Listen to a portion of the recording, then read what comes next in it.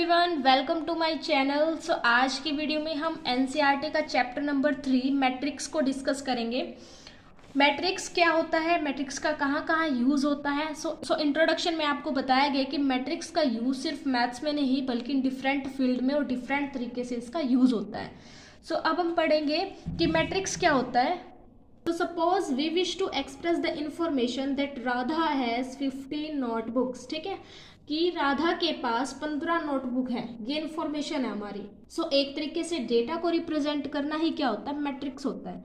Data को represent करना या इंफॉर्मेशंस को रिप्रेजेंट करना। ठीक है, अब उस इंफॉर्मेशन को हम कैसे रिप्रेजेंट कर रहे हैं, we must express it as ऐसे रेक्टेंगुलर में और अंदर एक नंबर डाल दिया, और इसी से हमें पता चल रहा है कि हमारी अंडरस्टैंडिंग है कि हाँ राधा के पास 15 नोटबुक्स है। आगे ये बोल रहे हैं कि अगर इंफॉर्मेशंस को एक्सप्रेस करना है कि राधा के पास 15 नोटबुक्स है एंड 6 पेन है, तो उसको हम मैट्रिक्स के फॉर्म में कैसे लिखेंगे, 15 एंड 6। इस रिप्रेजेंट से ही हमें ये अंडरस्टैंड हो रहा है, ये पता लग रहा है कि हाँ राधा के पास 15 तो नोटबुक्स हैं और उसके पास 6 पेन्स है। ठीक है, सो मैट्रिक्स क्या होता है कि अगर हमें कोई भी इंफॉर्मेशन को रिप्रेजेंट करना है, किसी डेटा को रिप्रेजेंट करना है, सो उसके लिए हम किसका यूज़ करते हैं, मैट्रिक्स का यूज़ करते हैं।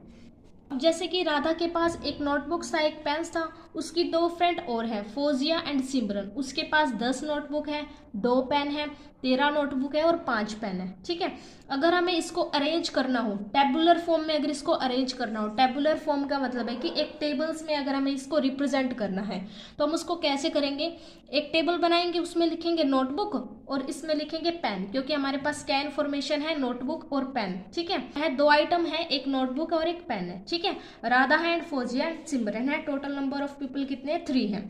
अब राधा के पास 15 नोटबुक एंड 6 पेन है। ठीक है, फौजिया के पास भी 10 नोटबुक एंड 2 पेन है और सिमरन के पास भी 30 नोटबुक एंड 5 पेन्स है।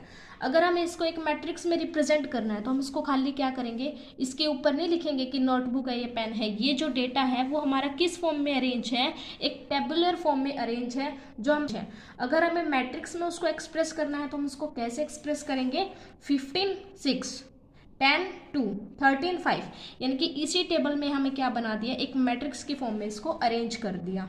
ठीक है, किसी भी इंफॉर्मेशन को, किसी भी डेटा को हम मैट्रिक्स के फॉर्म में कैसे अरेंज करेंगे, उसको ऐसे अरेंज करेंगे। पहले कोई भी इंफॉर्मेशन होती थी या डेटा होता था उसको हम टेबुलर फॉर्म में लिखते थे, अब कैसे लिखते हैं, उसको मैट्रिक्स के फॉर्म में लिखते हैं।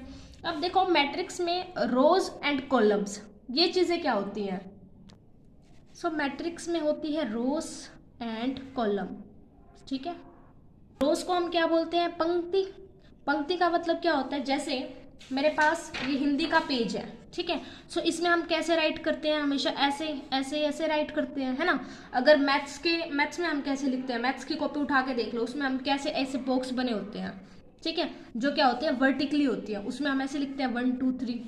ठीक है, ये हमारी क्या होती है, पंक्ति होती है, यानी कि जिसको हम रोज बोलते हैं। और ये क्या होते हैं, जो वर्टिकल्स होते हैं, इसको हम क्या बोलते हैं, कॉलम बोलते हैं। ठीक है, जो है रोज में हम हमेशा ऐसे राइट करेंगे, उसको ऐसे पढ़ेंगे। और कॉलम्स क्या होते हैं, लंबी लाइन, यानी कि वर्टिकली। कॉलम्स को ऐसे याद रख लेना कि कॉलम्स में क्या होती है, हमारे पास वर्टिकली लाइंस होती हैं, यानी कि मैथ्स की जो नोटबुक है उसमें क्या होते हैं, कॉलम्स होते हैं। और जो रोज होती है उसको हम ऐसे राइट करते हैं। ठीक है, और जो रोज होती है वो हमारे पास क्या होती है, एक पंक्ति होती है। जैसे अगर मैंने लिखा 1 2 3 4 5, ठीक है, ये क्या चल रहा है, मेरा रोज में चल रहा है, तो मेरे पास टोटल रो कितनी है, एक ही तो रो है मेरे पास। अब देखो ये क्या है, टोटल एक ही रो है। अगर मैं बात करूँ इसी में कि कॉलम्स कितने हैं, कॉलम्स क्या होते हैं, जो वर्टिकली होते हैं, यानी कि जो ऐसे होते हैं, वर्टिकलीज होते हैं, उसको क्या बोलते हैं, हम कॉलम बोलते हैं। इसमें टोटल नंबर ऑफ कॉलम कितने होंगे, 5 कॉलम होंगे ना। देखो ये एक बॉक्स हो गया, यानी कि कंप्लीट। ठीक है, ये लाइन, फिर एक कंप्लीट ये लाइन हो गई। ऐसे करते करते कितने कॉलम्स हो गए, 5 कॉलम्स, एंड रो कितनी होगी, 1 रो होगी इसमें। इसमें देखो टोटल नंबर ऑफ रो कितनी है, 1 2 3। ठीक है, 3 रोज हैं एंड कॉलम्स इसमें कितने हैं, कॉलम्स को हम कैसे देखते हैं, वर्टिकली। ठीक है, और रोज कैसे जाती है हमारी, हॉरिजॉन्टली। इसमें नंबर ऑफ कॉलम कितने हैं, 2। ये आपका क्या है, फर्स्ट कॉलम है कंप्लीट, ये आपका क्या है, सेकंड कॉलम है। मैट्रिक्स फॉर्म में डेटा को किसी भी तरह से रिप्रेजेंट कर सकते हैं, रो को कॉलम बना के भी कर सकते हैं, कॉलम को रो बना के भी रिप्रेजेंट कर सकते हैं। ओके, अब नेक्स्ट आती है आपकी मैट्रिक्स की definition. A matrix is an ordered rectangular array of numbers or function. The number or function are called the elements or the entries of the matrix. ठीक है, सो आपके पास एक मैट्रिक्स क्या होता है, मैट्रिक्स को हम क्या करते हैं, एक रेक्टेंगुलर फॉर्म में अरेंज करते हैं, एक रेक्टेंगुलर फॉर्म में हम इसको लिखते हैं, और इसके अंदर जो आपके पास टर्म्स होती है, नंबर्स होते हैं, उसको हम क्या बोलते हैं, एलिमेंट या एंट्रीज। ठीक है, वैसे ऑलमोस्ट हम एलिमेंट्स का ही यूज़ करते हैं, एलिमेंट्स ही बोलते हैं कि इस मैट्रिक्स के अंदर इतने एलिमेंट है, इस मैट्रिक्स के अंदर इतने एलिमेंट है। एलिमेंट का मतलब क्या होता है, नंबर्स या फिर फंक्शन। ठीक है, सो मैट्रिक्स के अंदर जो नंबर्स होते हैं या फंक्शंस होते हैं उसको हम क्या बोल सकते हैं, एलिमेंट्स भी बोल सकते हैं और एंट्रीज भी बोल सकते हैं।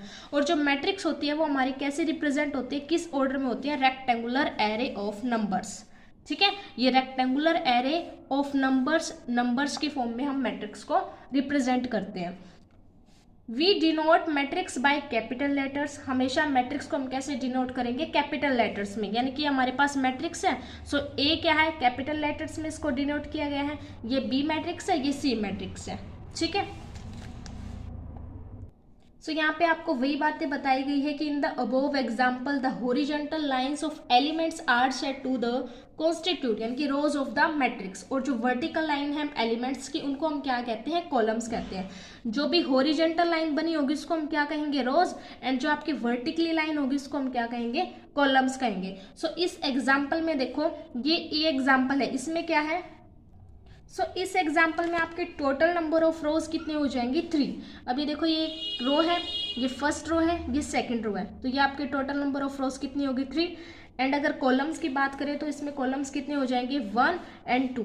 ठीक है, बी मैट्रिक्स में क्या है, आपके टोटल नंबर ऑफ रोज 3 है एंड कॉलम्स भी कितने हैं, 3 हैं। एंड इस मैट्रिक्स में आपके पास रोज कितनी है, 2 है, एक ये हो गई और एक ये, 2।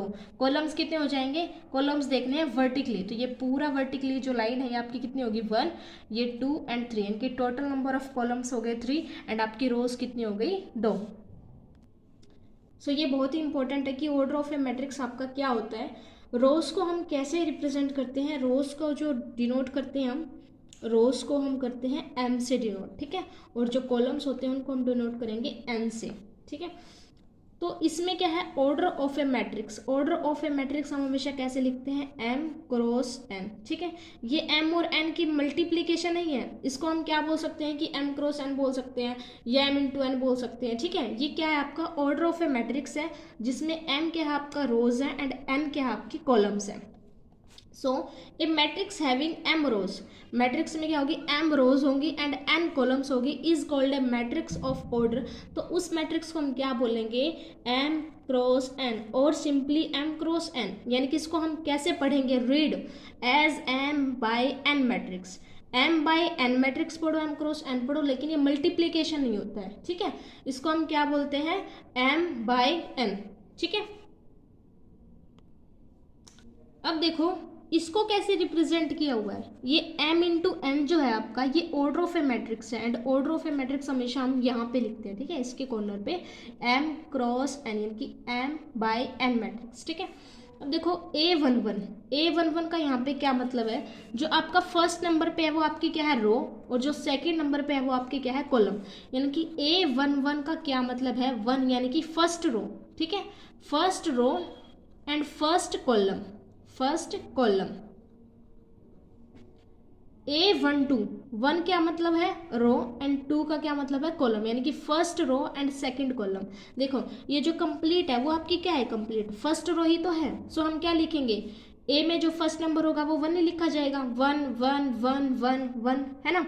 और ये जो आपकी कंप्लीट है ये क्या है, कॉलम। सो कॉलम्स को हम कैसे लिखेंगे, ये मेरे पास फर्स्ट कॉलम है और ये मेरे पास सेकंड कॉलम है, ये थर्ड कॉलम है। सो A1 क्या है, first row and first column. A12 का क्या मतलब है कि first row and second column. ठीक है, सो A11, A12, A13 and A1J। ठीक है, और A1N, N क्या है मेरे पास, कॉलम्स है, 1 क्या है मेरे पास, रोज है। और यहाँ पे क्या करेंगे हम, A21, A21 का क्या मतलब है, अभी आपके पास क्या है, सेकंड रो है, सो सेकंड रो है तो हम इसको कैसे रिप्रेजेंट करेंगे, A21, 2 का क्या मतलब है कि second row and first column, ये तो कंप्लीट आपका फर्स्ट कॉलम चल रहा है ना, सो ये इनके पीछे क्या जाएगा, 1 ही जाएगा, सिर्फ आपके क्या चेंजेस होंगे, फर्स्ट नंबर में ही चेंज आएगा क्योंकि वो क्या है, रोज है। सो A21, A22, A23, A24, A25 ऐसे करते A2N तक जाएगा, N मतलब कॉलम, और ये आपकी सेकंड रो है, फिर ये आपकी थर्ड रो है, सो ये 3N, 4N, 5N, ठीक है, तो ये ऐसे चलेगा। लास्ट में देखो AM1, M क्या है आपके पास, रोज है, सो AM1, अब ये क्या है, AM2, ये आपके पास क्या है, रोज है, और ये आपके पास क्या है, सेकंड कॉलम है, ये आपके पास थर्ड कॉलम है, सो AM3, और ये ऐसे करते हुए AMN तक जाएगा। MN का क्या मतलब है, M means rows and N means columns, ठीक है। अब हम पढ़ेंगे कि टाइप ऑफ मैट्रिक्स, मैट्रिक्स कितने टाइप की होती है, ठीक है। जो मैट्रिक्स है वो डिफरेंट टाइप के होते हैं। फर्स्ट टाइप है आपका कॉलम्स मैट्रिक्स, ठीक है। कॉलम मैट्रिक्स क्या होता है, a matrix is said to be a column matrix if it has only one column. एक मैट्रिक्स को हम कॉलम मैट्रिक्स तब कहेंगे जब उसके पास सिर्फ एक ही कॉलम हो, ठीक है। रोज कितनी भी हो सकती है, रोज 1 2 3 इन्फिनिटी कितनी भी हो सकती है, लेकिन आपके पास कॉलम कितने होने चाहिए, एक ही कॉलम होना चाहिए। सो उस कंप्लीट मैट्रिक्स को हम क्या बोलेंगे, कॉलम मैट्रिक्स बोलेंगे, ठीक है। फॉर एग्जाम्पल ये आपके पास मैट्रिक्स है एंड इसको हम कैसे जनरल कैसे हम इसको रिप्रेजेंट करेंगे, अभी पढ़ा था कि ऑर्डर ऑफ मैट्रिक्स है, कंप्लीट मैट्रिक्स को कैसे रिप्रेजेंट किया जा सकता है, AIJ, ठीक है। और ऑर्डर ऑफ ए मैट्रिक्स यानी कि M/N, M क्या होती है आपके पास, रोज एंड N क्या होते हैं, कॉलम। सो यहाँ पे रोज कितनी है, बहुत सारी रोज हो सकती है, सो M और N क्या होते हैं, कॉलम। कॉलम कितने हैं यहाँ पे, कॉलम क्या है, कितने, टोटल नंबर ऑफ कॉलम कितने हैं, 1, सो N आपका कितना हो जाएगा, 1, एंड रोज कितनी हो जाएगी, 1 2 3 4 यानी कि 4 × 1, ठीक है। ये आपके पास क्या हो जाएगा, ऑर्डर ऑफ ए मैट्रिक्स हो जाएगा, ठीक है। सो कॉलम मैट्रिक्स क्या होते हैं, जिसमें सिर्फ एक ही कॉलम हो एंड रोज आपकी कितनी भी हो सकती है, वो क्या होता है आपका कॉलम मैट्रिक्स। नेक्स्ट टाइप आता है रो मैट्रिक्स का। A matrix is said to be a row matrix if it has only one row, ठीक है। एक मैट्रिक्स को हम रो मैट्रिक्स कब कहेंगे, जब वो एक ही रो रखेगी, एक ही रो होगी उसके पास, कॉलम कितने हो सकते हैं, देखो कॉलम मैट्रिक्स में टोटल नंबर ऑफ कॉलम कितने थे, 1 थे। रो मैट्रिक्स में नंबर ऑफ रोज कितनी होनी चाहिए, 1 ही होनी चाहिए। सो यहाँ पे इसको रिप्रेजेंट किया है B से, BIJ, और इसमें जो M/N का ऑर्डर ऑफ मैट्रिक्स कितना होगा, M यानी कि रोज कितनी है यहाँ पे, 1 है। सो 1 क्रॉस एंड कॉलम्स कितने हैं, 1 2 3 4, वर्टिकली देखेंगे ना तो वर्टिकली कितने हैं, 1 2 3 4, एंड इसमें रोज कितनी है, हॉरिजेंटली रोज कितनी है, इसमें एक ही रो है, सो उसको हम क्या कहेंगे, रो मैट्रिक्स। नेक्स्ट है आपका square matrix. A matrix in which the number of rows are equal to the number of column is said to be a square matrix. अब स्क्वायर मैट्रिक्स क्या होता है, जिसमें number of rose and number of columns equal हो, यानी कि जितनी आपके पास रोज है उतने ही आपके पास कॉलम होने चाहिए, उसको हम क्या कहेंगे, स्क्वायर मैट्रिक्स कहेंगे। सो फॉर एग्जाम्पल ए, ये क्या है, कंप्लीट मैट्रिक्स है। अब इसमें क्या है, रोज कितनी है आपके पास, 1 2 3 ही रोज हैं एंड कॉलम्स कितने हैं, 1 2 एंड 3, कॉलम्स वर्टिकली देखेंगे ना, सो कॉलम्स भी कितने हैं, 3, एंड रोज भी कितनी है, 3, तो उसको हम क्या कहेंगे, ये स्क्वायर मैट्रिक्स है। नेक्स्ट टाइप है आपका डायगोनल्स मैट्रिक्स, ठीक है। डायगोनल मैट्रिक्स क्या होता है, a square matrix is said to be a diagonal matrix if all its non diagonal elements are 0। Diagonal का मतलब क्या होता है, जैसे कि ये मैट्रिक्स है, इसमें जो -1 एंड जो 2 एलिमेंट्स आपका, ये डायगोनल एलिमेंट आपके, जैसे इस मैट्रिक्स में ये कंप्लीट ये डायगोनल्स बनेगा एंड -1.1 एंड 2 एंड 3, ये आपके पास क्या है, डायगोनल है। अब इसमें डायगोनल मैट्रिक्स क्या होते हैं, जितने भी डायगोनल्स नॉन डायगोनल्स जो आपके एलिमेंट होंगे, अगर वो 0 होते हैं, उसको हम क्या बोलेंगे कि वो एक डायगोनल मैट्रिक्स है, ठीक है। जैसे इस एग्जाम्पल में देखो, जो B आपके पास मैट्रिक्स है, इसमें डायगोनल्स जो एलिमेंट है उनको छोड़ के जितने भी आपके एलिमेंट्स होंगे वो आपके जीरो होने चाहिए। सो यहाँ पे वही तो है, -1 एंड 2 आपके जो डायगोनल्स एलिमेंट है, एंड इनके जो आसपास के जितने भी एक्स्ट्रा जो एलिमेंट बच गए जो नॉन डायगोनल्स में आते हैं वो जीरो हैं। ऐसे ही सी मैट्रिक्स में क्या है, जितने डायगोनल एलिमेंट हैं ये आपके क्या है, जैसे -1.123, सो ये एलिमेंट आपके डायगोनल्स में आएंगे एंड जितने भी नॉन डायगोनल एलिमेंट है वो आपके पास क्या है, जीरो है। सो ये क्या हो जाएंगे, डायगोनल्स मैट्रिक्स। नेक्स्ट आता है आपका scalar matrix. A diagonal matrix is said to be a scalar matrix if its diagonal elements are equal. अब डायगोनल एलिमेंट क्या होने चाहिए, इक्वल होने चाहिए, सेम होने चाहिए, उसको हम क्या कहेंगे कि वो एक स्केलर मैट्रिक्स है। जैसे एग्जाम्पल बी आपके पास एक मैट्रिक्स है, इसमें -1 एंड 1 ये डायगोनल्स में आते हैं। सो ये जो डायगोनल एलिमेंट्स है वो आपके पास क्या होने चाहिए, सेम होने चाहिए, और अदर एलिमेंट तो जीरो है ही, यानी कि आपके पास एक डायगोनल मैट्रिक्स होनी चाहिए। अब डायगोनल मैट्रिक्स तो वही होता है ना जिसके अंदर नॉन डायगोनल जो एलिमेंट है वो जीरो होने चाहिए, और स्केलर में क्या कहता है कि जितने भी डायगोनल एलिमेंट है वो उसके सेम होने चाहिए, इक्वल होने चाहिए। ठीक है, नेक्स्ट है आपका identity matrix. Square matrix in which elements in the diagonal are all 1, यानी कि एक स्क्वायर मैट्रिक्स जिसमें जो डायगोनल का एलिमेंट होगा वो आपका 1 होगा एंड रेस्ट और all 0 is called an identity matrix. यानी कि डायगोनल्स में आपके पास कितने एलिमेंट होने चाहिए, जो एलिमेंट है वो आपका 1 होना चाहिए एंड अदर जितने भी एलिमेंट बच गए वो आपके पास 0 होना चाहिए, उसको हम क्या कहेंगे कि वो आइडेंटिटी मैट्रिक्स है। ठीक है, सो सेवंथ टाइप आता है आपका zero matrix. A matrix is said to be zero matrix और null matrix if all its elements are zero. एक मैट्रिक्स जिसके अंदर सारे के सारे जो एलिमेंट है वो आपके जीरो हों उसको हम क्या कहेंगे, जीरो मैट्रिक्स, या नल मैट्रिक्स भी बोल सकते हैं, जिसके अंदर नंबर ऑफ एलिमेंट्स क्या हो, आपके जीरो हो। और हम जीरो मैट्रिक्स को कैसे डिनोट करते हैं, ओ से हम जीरो मैट्रिक्स को डिनोट करेंगे। ठीक है, फॉर एग्जांपल के लिए इसमें क्या, मैट्रिक्स में नंबर ऑफ एलिमेंट कितने हैं, सारे के सारे जीरो हैं, सो ये आपका क्या हो जाएगा, जीरो मैट्रिक्स। सो मिलते हैं नेक्स्ट वीडियो में। Thank you, keep watching and keep learning.